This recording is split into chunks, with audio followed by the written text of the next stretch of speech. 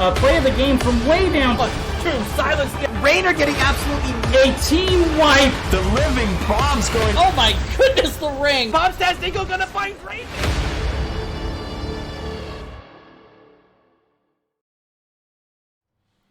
Ladies and gentlemen, welcome to the show tonight. I am your host, Murda, and I'm joined by my new friend, Taco. How you doing, man?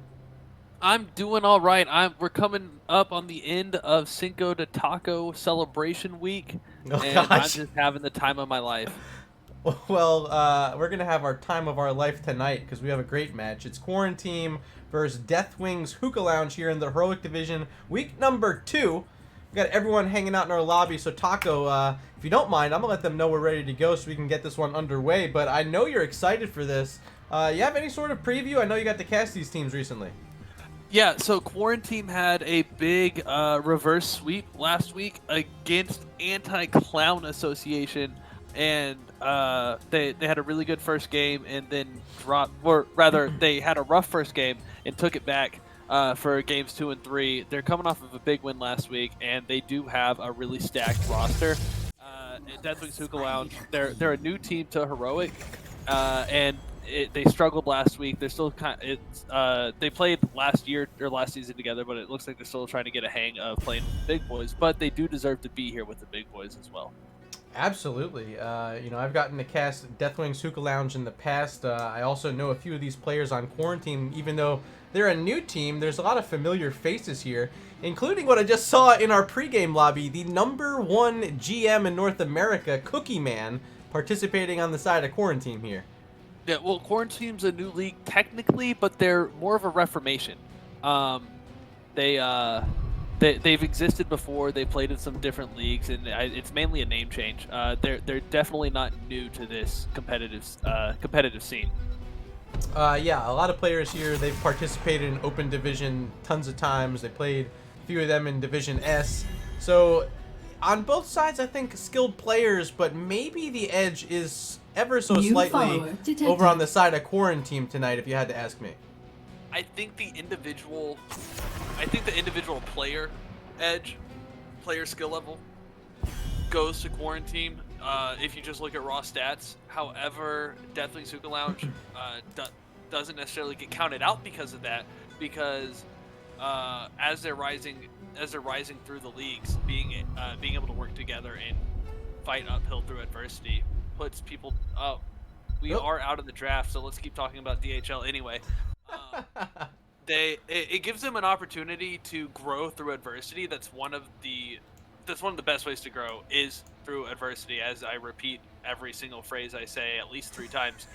So that so they definitely have that going for them as a strength, because they know how to play into higher skilled opponents. Yep. And that chemistry together, playing together, can be a huge advantage. And so we're definitely looking for the organization, that teamwork, to outshine the individual skill of Quaranteam. Yeah, so we do have a disconnect on the side of Quaranteam right now. Not quite sure where they went or what happened. I want to say thank you for the follow in chat. Blinded04 hanging out with us here tonight. And StarFox64 in the house, an old friend of these guys on the side of Deathwing's Hookah Lounge. Good to see you here. Hopefully, this game goes the way you want it to go, StarFox. I would really like to see, and this is in a unbiased, purely for the thrill of the season kind of a way, I would really like to see DHL come out with a win here for the purpose of their growth in the season. However, Quaranteam did have a big match last week, and it'd be really cool to see that momentum carry as well. See, I can want both teams to win at the same time. It is possible. So I got to apologize to chat. I never did tell us what the bans were here. So I chatted with our captains pre-match, and it was Quaranteam winning the coin toss and opting for the first pick in our first draft, which you just started to witness there briefly. Deathwing's Hookah Lounge banned out Braxis Holdout and Battlefield of Eternity, and then Quaranteam took away Dragonshire and Alterac Pass. Our first map was Tomb of the Spider Queen, but we're going to be just a minute longer till we get back going in that draft. Yeah, the first couple bans did go out. I I saw Azul ban. And Trying to Mephisto. remember.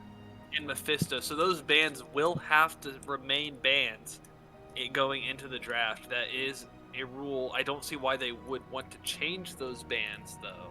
So Smart bans, especially on Tomb of the Spider Queen. Zul for obvious reasons, and Mephisto for some of you might not be so obvious, but this mage has vaulted himself, in my opinion, to almost the... Actually, I'm just going to say it, because I've said it the past few nights, and I'm not going to change my mind. I think Mephisto is currently the best hero in the game, based off of what this meta has currently turned into. yeah, Mephisto having a really strong showing. He has that huge area damage that you see with the Jaina, but the Durance of Hate, a huge root that is a lot more reliable than Ring of Frost. Ring of Frost has to be placed just perfectly in order to get a huge team root, whereas the skill shot off of Durance of Hate just catches one person and then spreads out, so anybody coming to his rescue or to follow up gets caught as well, and it just allows Mephisto to go absolutely bonkers, especially with that Mimic at level 20. Yeah, the Mimic at 20 is the most insane talent in the game, because usually at that point you're trying to push onto a core, you're pushing onto keeps, and if you do one cast with both of those Lightning Novas on structures, it's like 75% of a keep's health bar. That's how crazy it is. Not to mention when you're playing against heroes like Deathwing so often, that big body on the map, you're always hitting the hero, you're always getting the cooldown reduction, and it just makes Mephisto that much better. Yeah, absolutely. I do want to potentially disagree with you though on the strongest level 20. There's a lot of discussion that goes around it, and Mephisto's definitely deserves to be up there, but this just makes for a good conversation. So I think the strongest level 20s are Mimic, Wintermute on Jaina with that water elemental, Buried Alive on the Entomb from Leoric, and the extended Bloodlust on Rhaegar, obviously based off of the team. I was waiting for you to say that last one. I was like, if he doesn't say the upgrade Bloodlust, he's wrong. But you said it, so I'll credit you. But I did say 4. Because the silence on the Entomb is absolutely huge, right? It prevents people from using their escapes.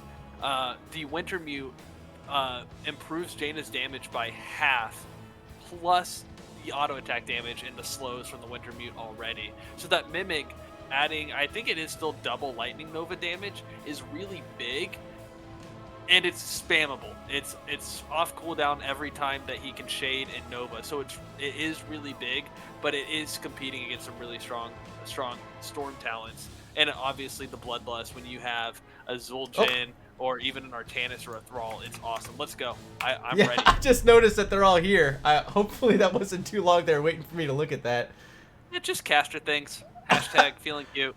I was over here like checking you out, making sure we're having a engaging conversation, and then boom, they're ready to go, and I'm like, I'm not even ready. Okay, let's do it. So Yeah, back on in to recap, it's gonna be a Mephisto ban first here from Carbon, and then Big Wiz and DHL should be banning away the Zul if all remains the same, and there is that Mephisto. Sorry, I almost sent things not flying off my desk because caster life. Let me try to fix your camera just a bit. I had it like... Oh, sorry, I'm moving around because of dog. Did I fix it? No, I think I fixed it. Hold on. No, maybe I didn't. I'm moving around a lot. I'm sorry. Oh god, I broke it. I just really broke it. No, I don't know. I'm trying to crop out the bottom of it a bit. There we go. All right, we're good. We got it now. It's like you sit in the same spot the whole time. Lena sits in the same spot the whole time, and it's like the same setup for casting and for playing. I can't do that, man. Like, oh god, I see now.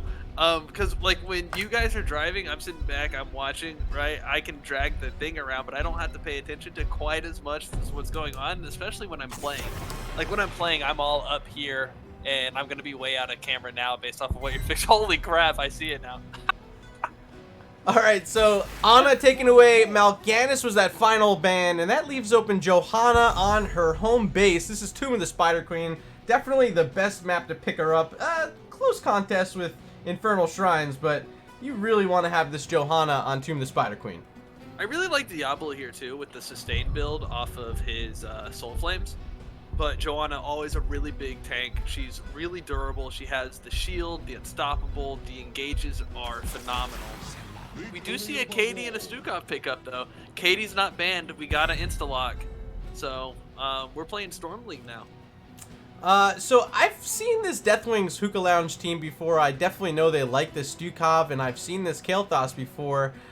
Sometimes they get a little spicy. They want to pick up the Varian tank.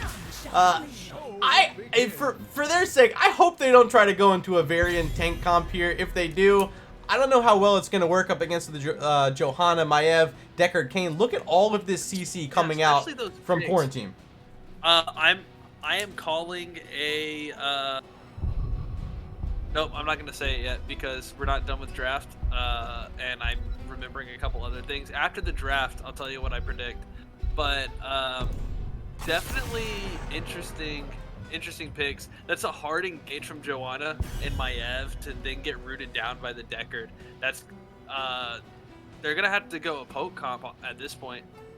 They need to poke them out until they can get a pick. So something like a Garrosh and another range damage dealer, like heavy sustain, like a Raynor or a Zul'jin, and then another CC bot bruiser like an Artanis or a Blaze. Gonna have to come in for Deathwing's Hookah Lounge to counter this hard engaged team from Quaranteam. Final bans, Sylvanas on the side of DHL, and Quaranteam taking away the Deathwing leads us into our picks number 3 and 4 for Deathwing's Hookah Lounge. Don't have a tank yet. They probably need some sort of sustained damage to pair him with Kael'thas, and still also looking for a solo laner. There's the Leoric for the offlane. Entomb can work. Entomb can work instead of Blaze follow-up. I still think a Garrosh. Well, Garrosh or Blaze. Really good pick for him right now. There's the Raynor. I'm going to go ahead and go 1 for 3 on that one so far. I still have an opportunity to make it 2. I want to say greetings in chat to Frosty Wind saying hello there with the friendly emotes. Chromie picked up for Unaverted. 1 pick remains for Cookie Man. Cookie is either going to Blaze or probably Zeratul here based off of what we're looking at. We're far enough through the draft that I feel comfortable making that prediction. And if we see that Zeratul come out, Imperious. Ooh. Okay, now I'm intrigued. I mean, I think the Maiev Joanna is enough. We're still gonna see Falling Sword out of the Joanna. We're gonna see Sleep come out of Deckard to help set it all up. Then watch him take Lornado to make a fool out of me. It did just get a little bit of a buff. No, we're not seeing Lornado. Come on, Taco. It got no. Lornado's actually really strong, and I've seen it in some of these heroic games as well. It's great separation. Lornado is vastly underrated, but we're gonna see Sleep. Big Wiz with the ETC, and they've got Joanna, Maiev, and Imperious, but Maiev can't interrupt without getting too close. So I'm looking at a Mosh GTC right now. Chat, I am opening up a poll right now. You have an opportunity to vote for who you'd like to see win this game number 1. Head on over to chat right now up at the top. Hit the drop down arrow. Select the team you want to win. And make sure you hit submit. Your votes are going to be tabulated live on screen right now. A lot of viewers popping in. I believe we have 12 of you out there right now. A lot of support for our teams, I'd hope. So make sure you're voting. Make sure you are participating. And hopefully enjoy this game number 1. Taco, I'm excited for it. Who do you think is going to win this first game? I'm going to give you a conditional answer. I think Quaranteam has the stronger team going in, but if ETC can zone off, if they can avoid that hard engage and get a pick, Deathwing Hookah Lounge definitely has a strong response if they can avoid the initial wombo. And welcome now to game. I think it does. It's fair enough. Welcome to game number 1. Let me introduce this team. Over on the left-hand side, we got Jachuggy playing the Johanna, Cookie Man on Imperious, Unaverted playing that Chromie, Carbon on Maiev, and Weary Day on the Deckard Cain. Ladies and gentlemen, they're known as Quaranteam. Over here on the right side, chilling in the smoke, we got Master Fish on the Leoric, Blue 1442 set, Hut on the Stukov, Patches on Katie, Kelthos, Big Wiz on the ETC, and Devo bringing it in on the large minion Jimmy Rayner. And that is Deathwing's Hookah Lounge. Level 1 talents up on the screen, and look at this. It's Bonds of Justice for Maiev. Going to try to stack up that Umbral Bind early, and for Chromie, it's going to be the Deep Breathing, Dragon's Breath. Got to hit a few of those to get going, but after 25, it'll be much stronger, Taka. You don't see Deep Breathing that often, although you don't need to give up the attach. Big Brute coming out from Decker Kane. That's a 3-man Brute. That's going to put on the pain. Deadly Superline. Imperious looking low. Stukov going to go down as the blood, though. You keep talking for a second. I want to turn up your microphone volume just a little bit. All right, Big Wiz at about half health. He gets a slide in, trying to catch Maiev, but he's going to get turned on as it is still 4-man on the 3. ETC falling. That was just an early little bit of greed coming out from Deathwing Sukulan trying to get a pick that they really didn't have any business going for right there. It's still way too early for something like that. It's looking for that to hurt. I think it's interesting to note, though, that we do see field study coming out from Deckard Cain for that. That'll improve his own damage. Not that he provides a whole lot of damage unless he takes it at level 16, but also it'll increase the healing that he brings as well. Even though they buffed the quest talent for the reduced armor, that'll bring healing to the recently buffed Ruby, which will bring a lot of teamfight healing in the front line while his potions stay in the bag if he goes for Ruby. And also provide presence with that level 16 curse, Scroll of the Stone curse. We see Imperious fall in the bottom lane from a 3-man gang. That was a lot of words. That was a great just setup by Big Wiz. He was waiting behind this top little area here and just found the spot where Imperious was a bit too far up the lane, and great power slide in, and the follow-up was there. Their first kill of the game for DHL, and getting on the board early has got to feel good as they're able to take away a few of those gems from Imperious. Yeah, absolutely. Although Deathwing's Hookah Lounge, or rather that was Deathwing's Hookah Lounge that got the gank, which is why they do have that advantage in gems right now. Colors are hard. Figure out which side's on which, Taco. You can do this. Good engage here from Decker. He's going to lock in a couple. Follow-up. Umbral Bind pulling back 4 targets, and now Patches will fall. Kael'thas down. No follow-up kills after that, but that first kill along with his bruiser camp on the wall is going to be a significant amount of damage onto that tower, and a lot of gems now ready to go. They have the lead, 35-30. Just got to get some in the bank. I'm surprised that Umbral Bonds was able to catch all 4 of them. A few of them looked too far behind the gate for them to hit. A very surprising but effective engage on my end. I want to say thank you in chat. We just got a host from the Lazy Hydra, and if you're popping in to check out the NGS tonight, we're hanging out in the Heroic Division. This is Quaranteam versus Deathwing's Hookah Lounge, game number 1. You haven't missed much yet, just 3 minutes in here on Tomb of the Spider Queen, but it's been early. Quaranteam off to a good start, getting some damage onto that mid-front wall. And a 3-1 kill advantage. Exactly, that kill advantage meaning so much in this early portion. They're well on their way to level 7. We do, both teams are just now trying to gather those gems. Both teams have about enough to turn in. It is looking a little rough, not rough, a little patient, looking a little patient from both teams. Both teams trying to find a good opportunity to turn in. That's the part that's rough. And here goes Leoric cashing in 14. Devo in this bottom lane playing Rayner has 9 on hand, but not looking to turn him in yet. Instead, going to be engaged on by Maiev and Imperious, and Devo's likely to fall here. Can he be saved? 74 health. The shields there send him to 4. 3 or 4. It was so close to falling. Rayner survives, though.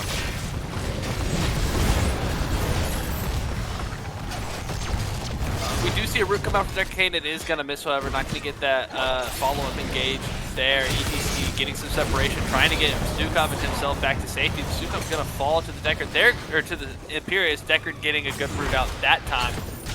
No follow-up for it, however. Going to be happy with that 1 kill. We see Condemn going on to the Leoric. And then Joanna about to fall, overstaying a little bit, able to get out just fine. Getting a little boot from the ETC to get that separation. Devo trying to soak up this mid lane a bit. They're starting to fall behind ever so slightly because of this damage onto the mid wall. Now here's the temporal loop. No cleanse available. Trapped inside Decker Kane's scroll of ceiling. And this time, Raynor will not get away. Another raid coming in, this one from Maestro Cast, a party of 21.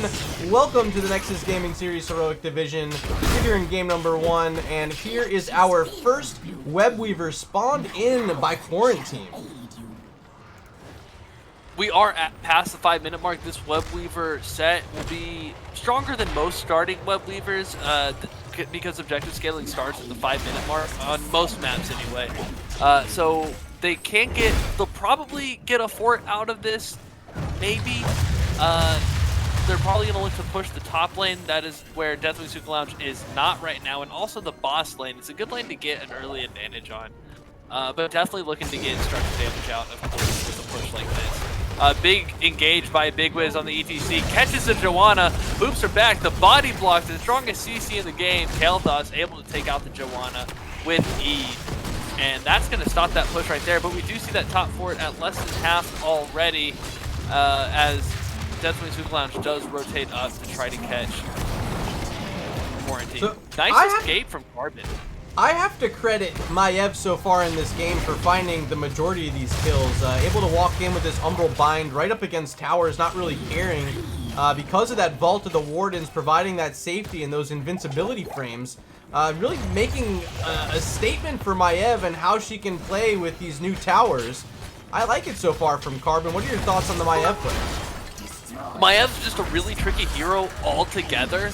So even without finagling the mechanics of the towers, the ability that he has to get those 4-man umbrals is huge. We see the Phoenix and the Hyperion come out from Deathwing Hookah Lounge. The Entomb expires without really getting a trap. Time loop on the ETC. He's gonna go back in time and slice into Joanna. Joanna looking low. No Iron Skin to speak of. She's gonna get out with 200 health and come back in. There's the Iron Skin. Lord NATO, I called it. 3-man exchange for Quaranteam after a huge engage. Deathwing Hookah Lounge not able to secure the kills and ends up overstaying. Gets wiped by Quaranteam early. It's a mega kill. If you're a sub of Murda RG, go ahead and throw out that brand new mega kill emote. All the gems have fallen. Just the 14 in the bank for DHL. Absolutely wrecked there at mid lane. What a play. Carbon coming in on Maiev with that fantastic Warden's Cage, locking in a few. And then we said it. It's the Lord NATO from Deckard Kane helping secure the end of it. What a play there. And before we move on, I have to quickly thank StarFox64 in chat, dropping down 500 bits, supporting the stream. Appreciate you, my man.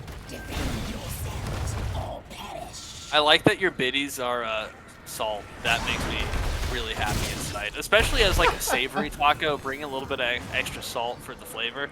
Just perfect. Makes my day. We're just around the corner from level 13 for Quaranteam as they have their second Webweaver phase active on the map right now, attempting to put some damage onto this mid-keep wall. Top lane really is where DHL's at, clearing it out. Now going to make the rotation. It's a big, bold push coming in ahead of the Webweavers. Cookie taking a lot of damage on that Imperium, but it's going to pay off. He gets a stun underneath the Hyperion and the Phoenix. They're able to secure the kill on the ETC. They're 5v4 going into this keep. 5v3 because the Yorik's not even here. This is just Deathwing's Hookah Lounge getting bullied out because they didn't take a cleanse. They rock the Stukov. They don't pick up a double support to find the cleanse after seeing the Chromie and all this CC. It's just too much for them to handle right now. They can't keep their allied units safe at all with this pressure coming in from Chromie. They're going to run up to the boss too. Still have that Talontier advantage. It's 14-12, a 2-level lead. And the kill count being 12-2, I'll go ahead and flash up the kills. 4 for Johanna, 4 for Imperius. You can see the impact that front line's been having in this matchup. Just the 2 deaths so far for them. And with this boss, they're going to be pressuring onto their second keep. And we're barely even at the 10-minute mark. Yeah, that's big engages. I will say, while I called the Lornado, I also called Falling Sword, and she did go Blessed Shield, so I'll go ahead and take the even on that one. But their engage is still really, really, really strong. It's a hard instant engage that they get, and Deathwing Super Lounge just hasn't been able to respond to it. ETC hasn't been able to get a mosh off, and at this point I don't expect to see it with that Blessed Shield as well. And they're looking for an opportunity to get a pick. ETC looking to grab that mosh, but Jimmy falls to Furious in the back line. There it is, a two-man mosh, then the Tornado disrupting ETC. No more party for you. Grumpy old man shutting everything down. Flailing Swipe comes to Stukov. Time Loop goes out as well, but not gonna catch Stukov with those Dragon's Breath as she casts a little bit too late for the reset. But Stukov looks like he is gonna fall. He's down to 100 health. No, he's staying alive. He's going back in. He's getting out. Make up your mind as Leoric falls to the Chromie as well. This looks like a push to get the third team, but not in with the boss. Ooh. Joanna falling though, a big pick from KT. Maybe opportunity to turn this around with Raynor respawn. There's the Hyperion, but immediately you see what happens when you don't have a cleanse. Raynor gets pulled right back and sent right back to the death pit again. Looking at the death total, it's 4 on Raynor and 4 on Stukov. Those backline targets cannot stay alive for DHL in this matchup. 15-3 and still that 2-level lead. It still needs some gems though to get another turn in, which might be a while, so maybe opportunity to get level 16 for DHL and start some sort of comeback, but it's gonna be hard, Taco. Yeah, and especially there's a shout out from Funds TV in chat. Level 13 Chromie, or 13-minute Chromie, something. Chromie with stacks on her level 1 at a rate of faster than 1 a minute, and I believe it's 25. Oh, I see what he's saying. The stacks have improved, but yes, definitely stacking at a rate of almost 2 a minute on that W quest. What a god, says Funds TV. This Chromie is really scary. Fun says, I'm here just to bully the team that's bullying. Leoric trying to escape, will be able to through that temporal loop that time. 500 health, he's got a well.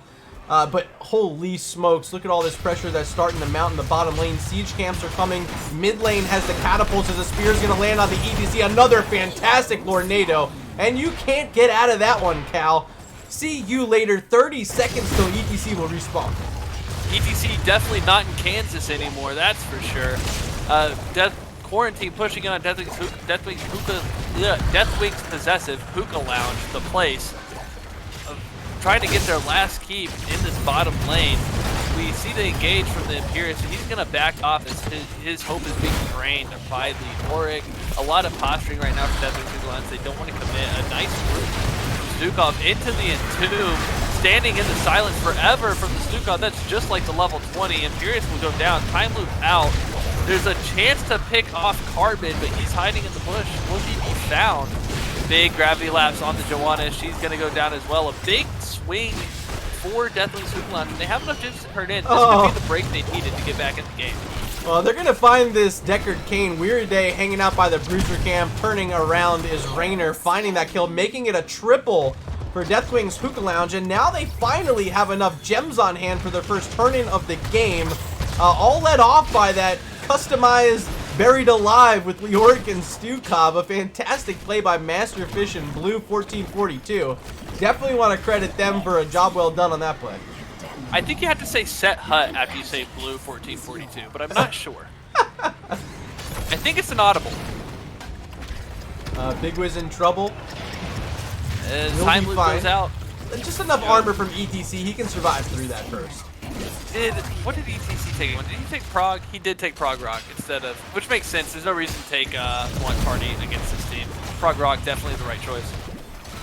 Top lane, mid lane, they're just gonna act as catapult killers. No pressure onto forts possible. It's just his bottom lane push that's gonna amount to anything at all if they can. Leoric also at mid, now gonna get all the way down here to the bot lane to join up the team. It's a 4v5. Deckard Cain just now getting back to the party. There's an Entomb gonna split up the squad. Imperius, he's gonna be fine as now they're able to turn it around with a big spear onto Devo, already killing off the Leoric. Still gonna be in chase as Johanna, but she doesn't have her Blessed Shield anymore. She used it, and the heroes are still escaping here, Taco. They're trying to escape it, and we see it time loop go out again, and the Lornado. Big Wiz trying to get out, but he's got so little health and no pastures to roam. He's gonna fall eventually. It's just a matter of time of getting caught and cooked. Jimmy getting cocked on the way back to the base as well, and ETC does fall as we were talking about. Just they were overextended. Their web weaver went down, and they just didn't have anywhere safe to run to. Leoric back on the map, 3 seconds from his entomb, and I don't think it's gonna matter because Stukov just fell. Here comes that new core mechanic shooting out these web blasts every few seconds. And Quaranteam will attempt to close out game number 1 with just Leoric and Kael'thas playing defense here. I don't think anyone else will respawn in time. Taco, this is looking like the end. That is Quaranteam definitely coming outside today and clearly doing bad things to Deathwing Hookah Lounge. So Deathwing Hookah Lounge is gonna have to regroup, figure out how they're gonna come in against this strong, engaged team comp play style that Quaranteam has. This core is gonna go down, and yeah, they definitely had some good execution, some good catches. I think if they draft more cohesively, they can take game number 2 though. Well, GG, game 1 in the books. Quaranteam will go up 1-0 right now over Deathwing's Hookah Lounge. Let's take a quick look at this match summary brought to you by Nexus Gaming Series. And Taco, what a match it was. 22-6 in favor of Quaranteam, all being led by Imperius, the #1 GM in North America, Cookie Man, with 9 kills and top hero damage for his team in the game. Who would you hand over that MVP award to if it's not Imperius? Absolutely Chromie. As I accidentally leave the score screen instead of swapping over to the stats. It was definitely Chromie. The play with the Dragon's Breath build, lots of heavy damage coming out, and it was just raining down from the skies. Her damage is really hard to see while it's happening, but the positioning with the time loops and the heavy artillery coming down, just really great play to support the hard engage from the rest of her team. Carbon's Maiev, really good engages early on, setting the pace, but definitely, I think Chromie deserves a shout out at least. I gotta say, shout out to TT Porky redeeming a reward. He said emote only chat, so we're gonna do this for at least 2 minutes. Emotes only. If you have some fun ones you want to share from around the Twitch community, drop them in chat right now. Have some fun with everyone. We're going to be taking a very short break here to set up game number 2. I want to thank everyone for stopping in. Quick advertisement, though, from our sponsors, Nexus Gaming Series. If you want to support the Patreon campaign, head on over to patreon.com/heroes Nexus Gaming Series. We'll be back in 2 minutes.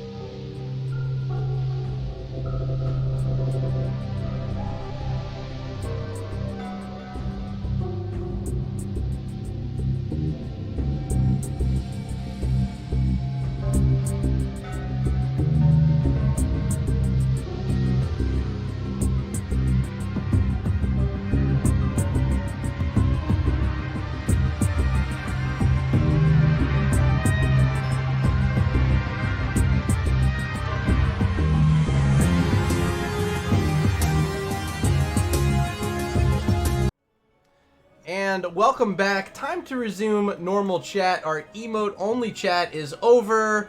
Your words may be used again, Taco. We have everyone, though, in our lobby here ready to go, so I'm going to let them know, and hopefully you guys at home are also ready.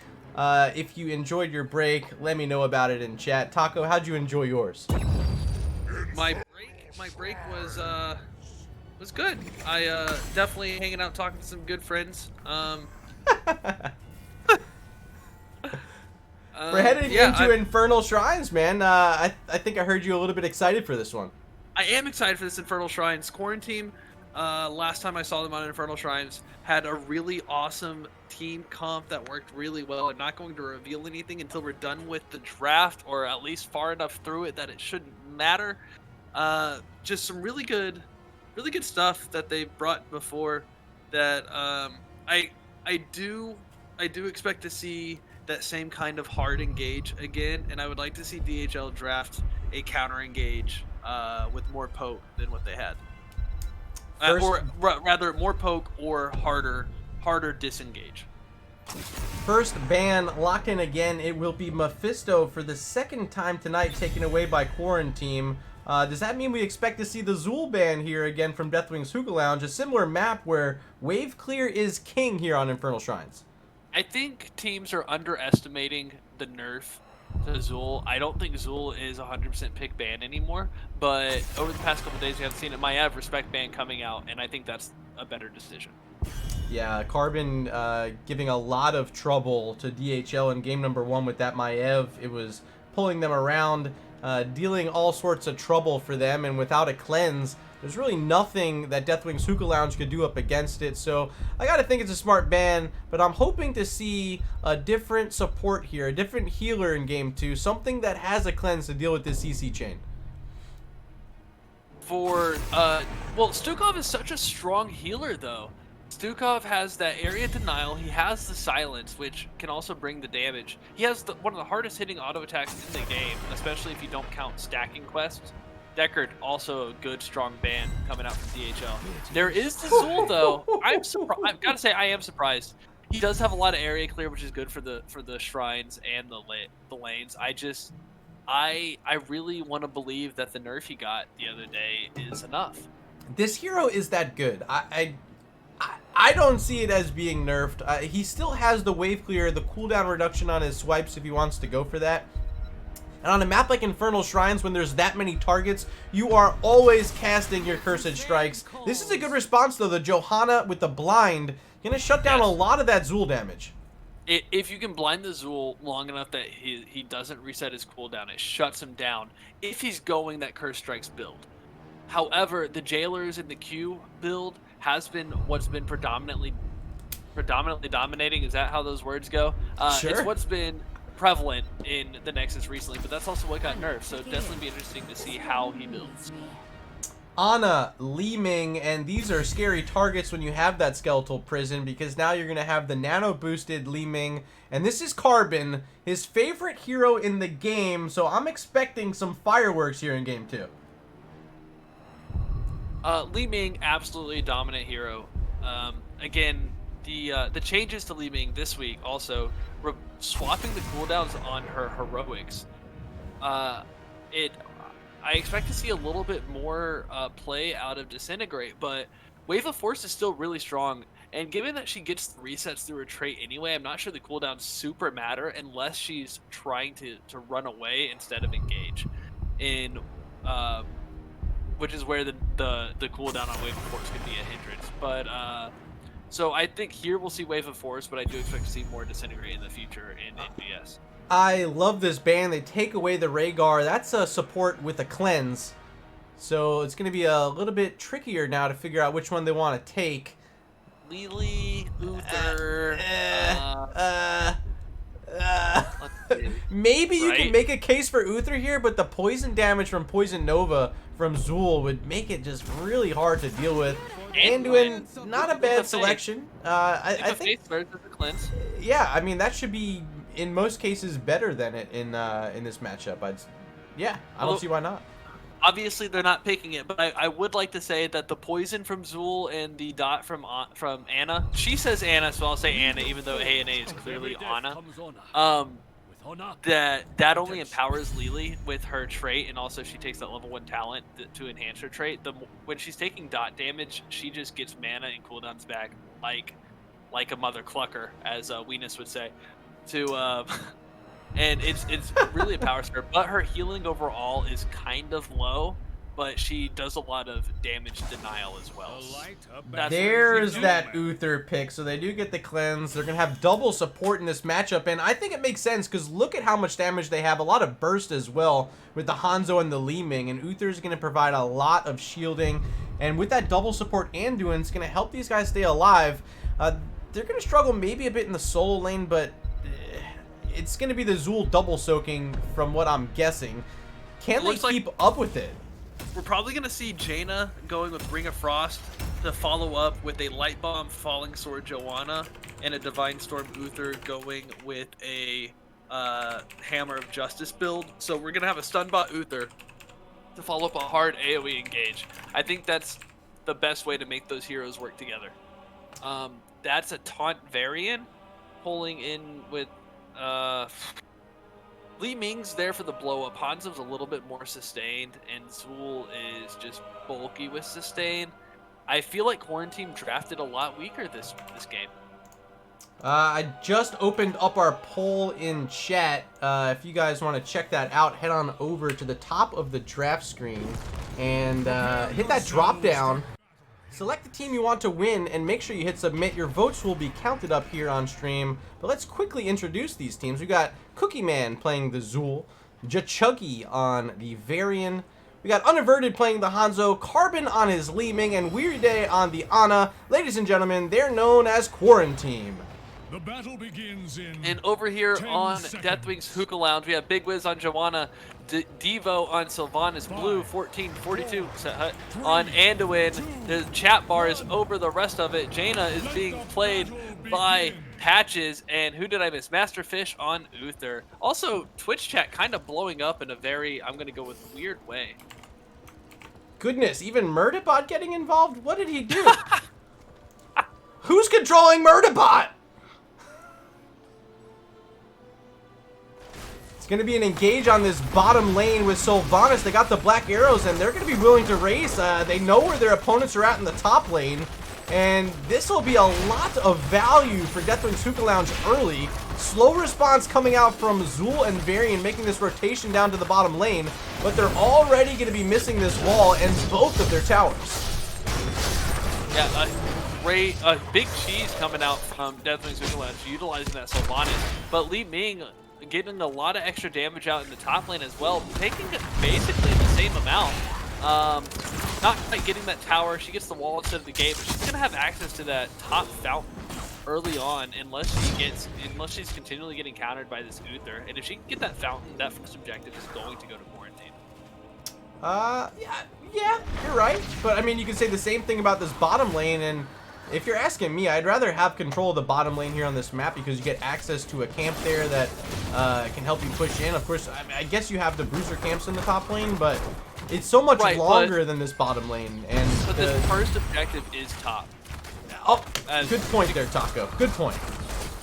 That's the only reason why I think that's the play there. Otherwise, I absolutely would agree with you. You get that siege camp in the bottom lane, and you have access to those two mid lane siege camps as well. Bottom lane usually. Sylvanas caught way out of her element though, trying to get back to her side, gets picked off by Hanzo Li Ming. Well, the entire team really. She's just in a bad spot. Checking out our poll results after that second draft. This time you guys are here cheering on DHL. Deathwing's Hookah Lounge racking in 88% of the vote. You'll love to see that kind of support. Yeah, and I think a lot of that sway comes to drafting as well. Even one of our big Quarantine fans in chat definitely likes Deathwing Hookah Lounge's draft better. Which it's good to see that kind of sportsmanship coming out of the fans too. And like I said before, I just want to see a game 3. Game number 3s are my favorite thing ever. The only thing better is maybe a game 5 in the grand finals here in NGS. But getting a weekly matchup in and going the distance, it always feels good for both sides when they get to participate in those high-stress situations. So far, though, Deathwing's Hookah Lounge down by about a quarter level, which could be significant if level 7s can get picked up during this objective by Zool, who so far is looking like he's willing to double soak. Now going to head down to this bottom lane. We're following Cookie Man. Going to get some more of these red minions killed. Yeah, definitely good talent advantage going to touch play. We see a big taunt on the Jaina. Jaina going to fall fast to the burst from Li Ming. Kadiv coming out from Big Wiz on Joanna. Keeping Jaina and Joanna straight all game is going to be a struggle, so chat, bear with me on that one. Big pick for Quaranteam. That's going to give them an advantage going into this objective. While they're farming on that and DHL is trying to regroup, speaking of going the distance, if you were to cast the upcoming live action Hercules movie with heroes from Heroes of the Storm, who would you cast? The Hercules movie? Yes. So who would be Based off the Hercules? Disney animated one. Who would I pick as Hercules? Maybe like Uther? He's pretty strong. Yeah, a big condemn going out for the Joanna, catching the variant and the Li Ming, but not gonna get that followed up. Not wanting to commit under those towers. DHL backs off, not wanting to make another mistake too early. Trying to now that they're taking control of this objective, trying to hold on to it. But who would work with the soak? Both teams on the same talent here. Those that actually not going to do a whole lot for this objective. Will comes up to engage. And that's going to be a big catch on Jaina. We're going to see probably a double kill come from Zula. Joanna falls. DHL pulling out a big Yeet of Fate onto Uther. Double-digit health. Holy mackerel. That's some support love right there. Anduin keeping his counterpart alive, but will it last for too long? Oh my god, Carbon. The triple. Chat's about to go crazy with that copy pasta again. Carbon starting to light it up, getting all three there on that triple kill. And now so close to level 10. It's almost a 2-level lead. We're 5 minutes in. Yeah, Where did she die? I didn't even see it. Zool. 2v1 getting a kill. The Cookie Man. Absolutely, Cookie Man, a ridiculous offlaner, really strong. Yeah, just really strong offlaner. There's a reason he's the #1 Grandmaster right now, and he's showing us why here in this competitive play. Here comes their attempt at the first keep of the game. 5.5 in. It will be an Arcane Punisher, and it's just going to provide them enough space here on this keep wall to get it down. But with this Punisher already getting down below 20%, it won't be able to get the keep.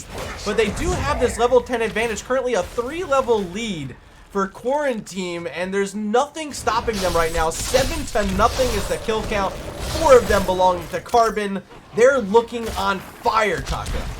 Absolutely, and you can see if you look at the XP, School having over twice the amount of Joanna leading her team. There's really no offlane presence for Deathwing's Hookah Lounge right now, and it's hurting them a lot right. Again, it's hurting them a lot right now because they don't have that presence, and they need to get their XP back before they can look for an engage. I think they have the better team fight. They just have to get to the point where they can. Mid-fort could be in trouble. Will be some Kaza mercs coming in as the taunt lands on Johanna. She's got that iron skin, and a good turnaround that time with the shield guard. Going to slow him down. Now finally see some heroics, and it's that Divine Storm, but it's not enough to take down the Varian. Chuggy still surviving as Johanna falls. Here comes some resets from Li Ming, but nothing more going to connect. They could probably get the sport down, but will they find a kill? No. Good leap of faith once again from Blue 1442. And it happened real quick there. Anduin's ult got interrupted in cast. You could hear it. You could hear the sound go off, but the dome never came up, and Joanna fell underneath that. Really unfortunate interrupt for Anduin. That would have been a big save and possibility to turn that fight. Gonna find their last fort, the final one still standing, and they are so close now to level 13. And with that Talontier lead, our next objective is going to be spawning, and there's no way DHL is going to catch up by then, so they're going to have to be looking for a fight down a Talontier without any of their outer forts, none of their wells available there. It's going to be so hard for them to find a fight that makes sense.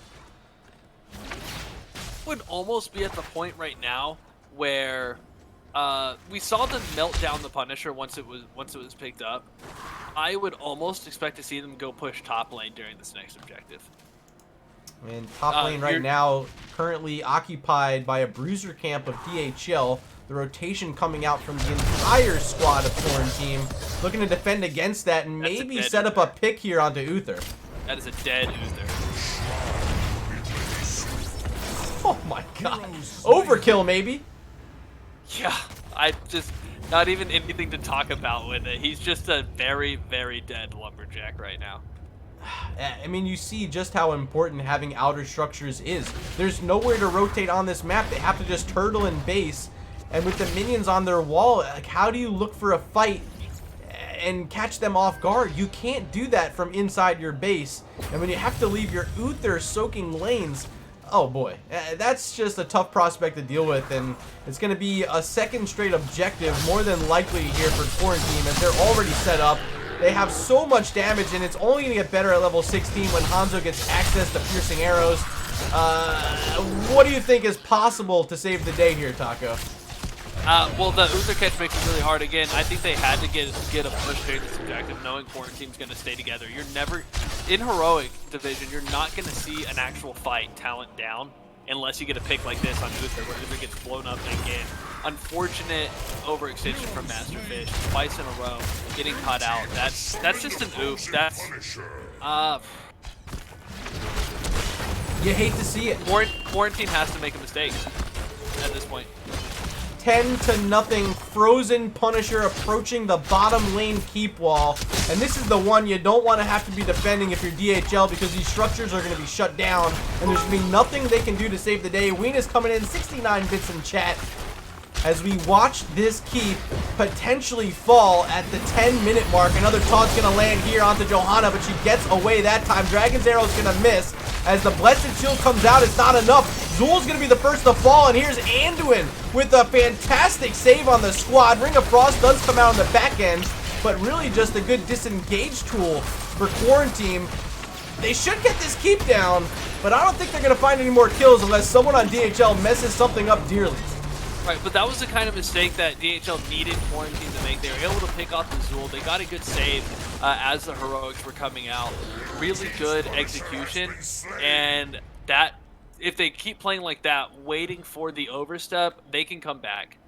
Uther needs to stay with this team, and I mean, Joanna can anchor like this. It's okay for her to kind of split off a little bit, but she needs to never be more than half a lane from the rest of her team, and they just need a 5-man right now. They're behind the next team. They can't afford to split up. And we're about to see something really interesting, because nobody knows where anybody is right now, but they're all really close to each other, so that's kind of funny. I want to say thank you to Lockful Turret in chat, donating a subscription. This one went out to Dude Who Abides. Thank you for the gifted sub there, and congrats, dude. Thanks for hanging and being here, and congrats on having a sub now to my channel. I think it's awesome that Jeff Bridges even watches Heroes of the Storm, so to have the dude here is fantastic. Johanna tempting fate, does have Iron Skin, but the taunt comes out anyway. There's a cleanse and a pull. Another NA arrow comes out from Hanzo, as everyone from DHL is able to disengage that time. Johanna solo, 170 health, does fall. The wave of force picking up that kill. Carbon was not done on that play and does find it at the last second possible. Whew. Really good, and now it's going to be a Bruiser Camp steal and an attempt on this top lane keep. And with Uther taunting, could be another kill. No. Big save by Anduin. Huge save. However, that poison damage is going to stay on, and it's going to finish off the Uther. Anduin not able to keep the Uther up. Uther not able to keep the Uther up. Although Uther's death is his biggest deal, so that might be part of the strategy. But we get another mistake from the Varian, dashing onto his son, taunting him, saying, you never knew your mother and you never will. As Anduin falls to the Li-Ming, Varian going in on the core. Looks like Quaranteam going to try to finish it right here, right now. Ring of Frost a little bit late there, as Patches is going to fall again. Just teleporting right on top for the kill every time as Carbon. Another big sleep, another big kill. It's a quad now with only Sylvanas standing on the map. Quaranteam trying to close it out. That arrow did not connect, ladies and gents. It flew off into oblivion, just like Deathwing's Hookah Lounge will in this matchup. 2-0, the final score in favor of Quaranteam. That's really rough matchup. Again, Deathwing's Hookah Lounge new to this division, and they're going up against one of the toughest teams in the division as well. I think they took some really good opportunities, but this is definitely one to go back and watch the film on, because the mistakes, looking at it from above, the mistakes are easy to see, and seeing how Quarantine was doing their rotates. The execution by Quarantine really great, and this is a wonderful opportunity for Deathwing Hookah Lounge to learn going into the rest of the season. And I definitely want to see them keep performing. And I would like to see them take this opportunity and grow. I definitely want to see them acting like they belong here, because they do. Let's take a look at this match summary brought to you by Nexus Gaming Series. Cookie Man picking up 18,000 XP, which is more than double anyone on the side of DHL. Definitely a difference maker there in Game 2. But Carbon 8-0 on Li Ming. Top damage in the game. No one from DHL breaking the 16K mark. Completely dominant. And I got to reach out to someone on this squad, bring in for the interview. I'll see if I can reach out to Carbon. But before we move on from this talent screen, anything you want to talk about, Taco?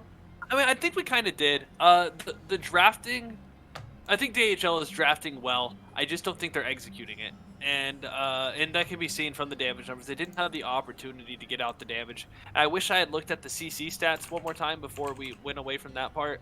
But they spent a lot of time unable to move, unable to control their characters. And if you don't get to play, you can't play back. So. Well, I'm currently reaching out to Carbon to see if he'll be gracious enough to join us for an interview here. I'm still kind of disappointed with the draft from Quarantine. The pick comp worked with the Varian. I still don't like Varian as a main tank. Top Varian is good, but I think you need someone with a little bit more CC. You have a Sleep from Ana. You have the Root from Zool, but Zool is usually not with the team anyway.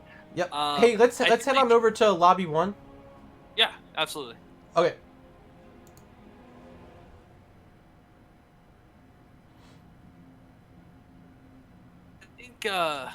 I think they had a mediocre draft, but executed it really well and played off of the mistakes of Deathwing Hookah Lounge more so. Yep.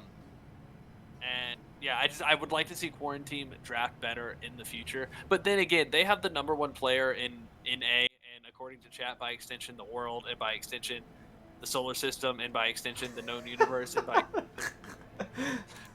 having that good of a player, they know a lot of things that I don't. I can only just observe and try to learn from them, but it just seems like a very incohesive draft. And I would definitely love to talk to Chuggy about it too. Yeah, well, we got Chuggy joining us. How is the team feeling after that big win?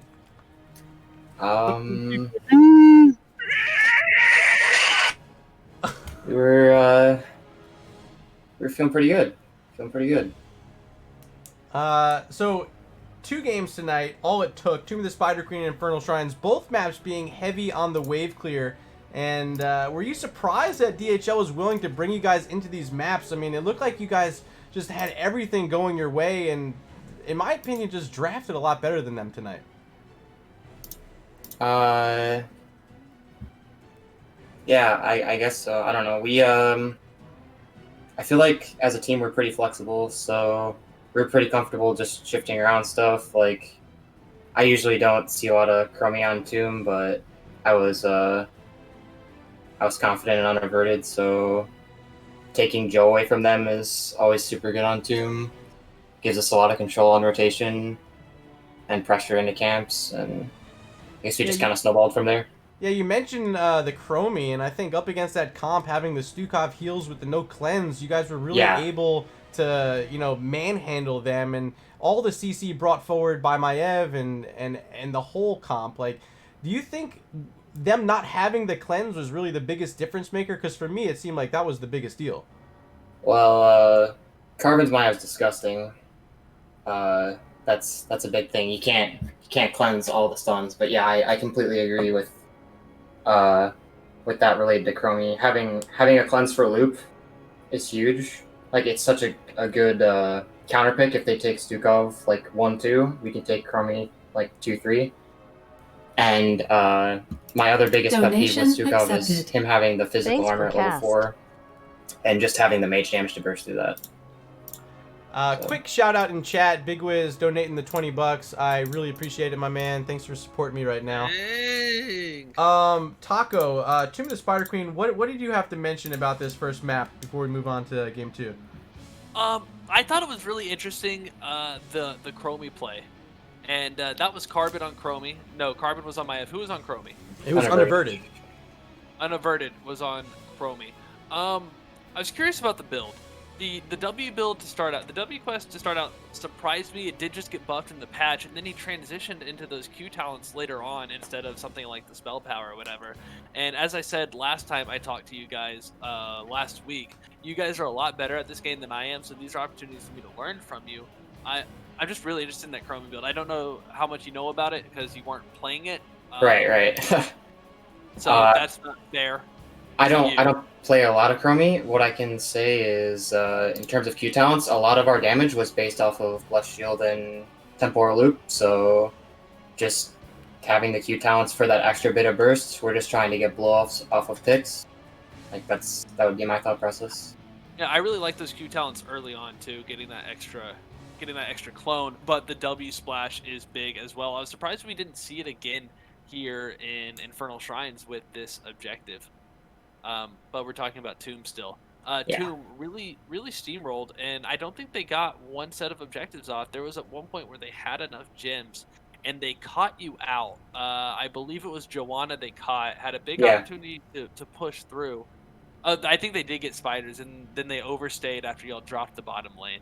Tell us about when they finally got their turn in, what y'all were thinking, and if did y'all feel like you were on the back foot, or did you just have to wait it out and y'all knew y'all were still safe to keep going, and then they overstayed, momentum shifted back? Well, honestly, I was ready to just go all in 4v5 because I'm kind of insane, but we got the call from Weary, our Deckard Kane, just to wait it out, at least for him to get here, so that we were able to turn. It was pretty good because like, consider that we have a fort, at least. Like, we want them to push into us, and if they overstep, they have no fort to run to. So it was good that we were kind of putting pressure, but not fully committing, just to keep them interested. And then once Deckard got here, we were able to collapse and get the kills. We have a few questions in chat from Kelsier. I'm just gonna pick one of them and see if you want to answer it. They're fantastic. This one's good enough. What's the origins of Quaranteam? What kind of rich backstory does that name come loaded with? Well, I wish I could put Carbon on the hot seat here, but I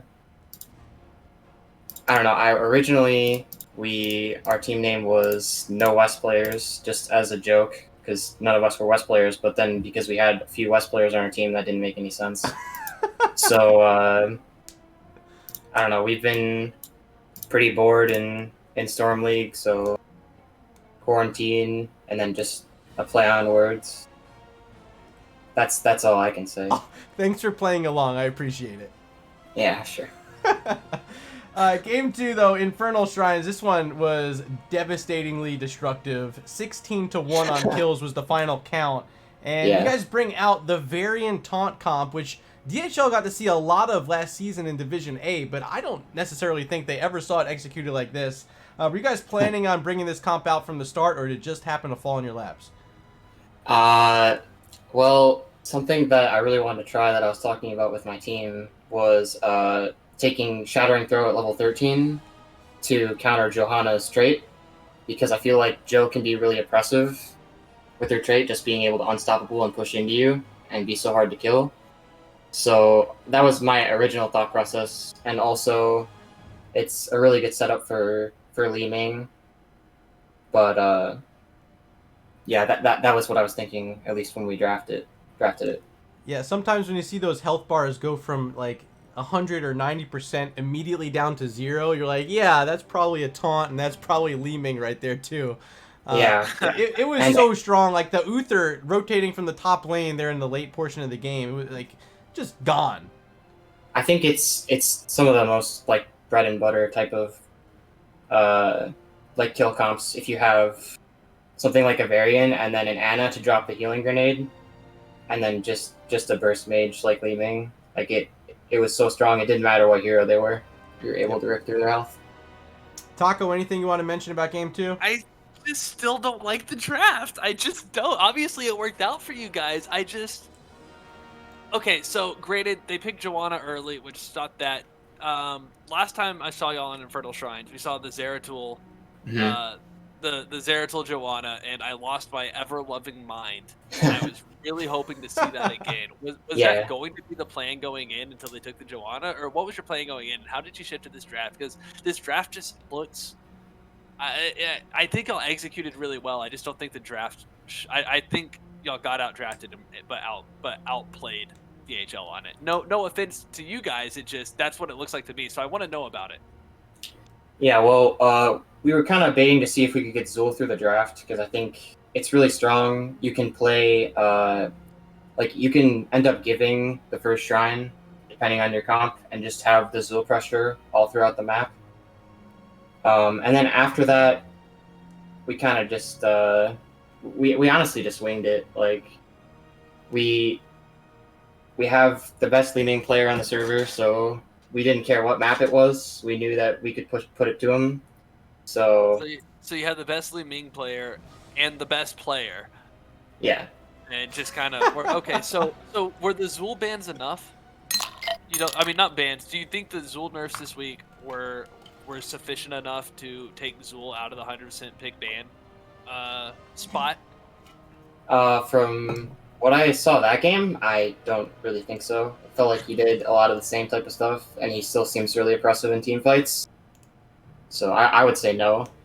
But so how would you further nerf Zul? Obviously, again, you're not the person playing him, but right.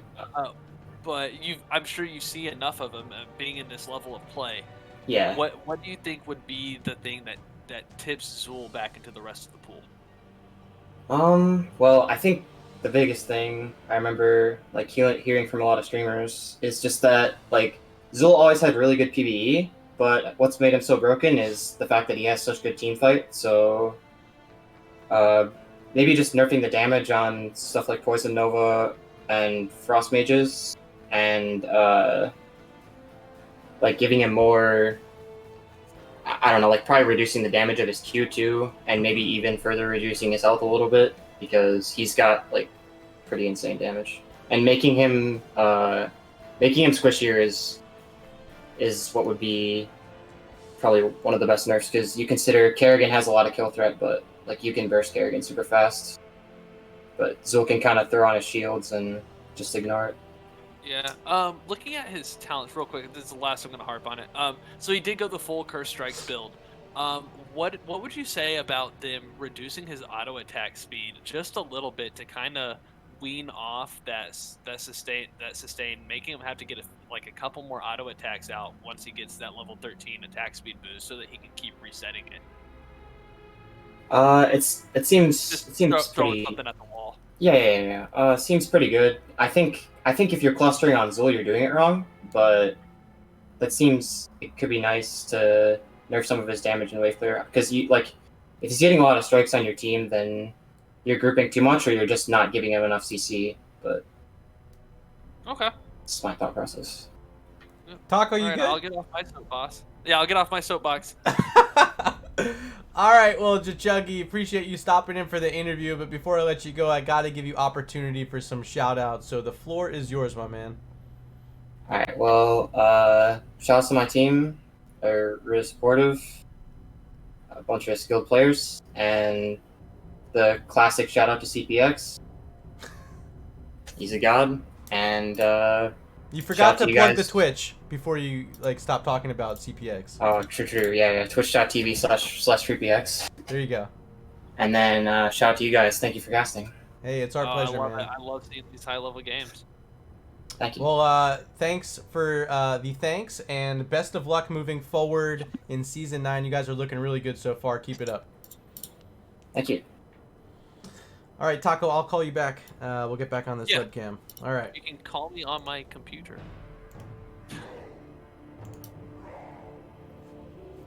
Getting Taco back in here.